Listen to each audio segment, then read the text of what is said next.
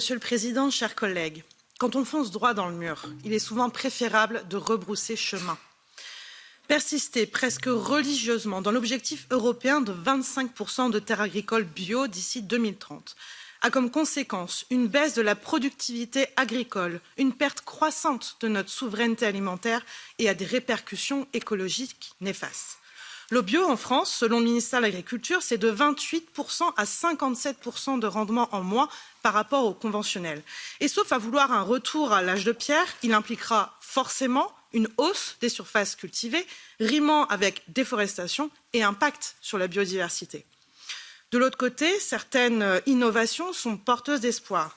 Parmi celles-ci, les nouvelles techniques génomiques qui n'impliquent pas d'ADN étranger, comme les OGM, et dont les modifications peuvent se produire naturellement.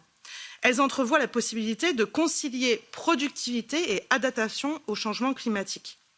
Ces biotechnologies permettront à la fois de réduire nos usages de pesticides, mais aussi de renforcer la résistance de nos variétés face à des situations d'inondation ou de stress hydrique. Mais en raison de leur présence dans la réglementation OGM, ayant restreint strictement la recherche et leur implantation, l'Europe, hier fer de lance du progrès technologique, est aujourd'hui à la ramasse. Exemple éloquent, la Chine détient désormais 90% des brevets NTG.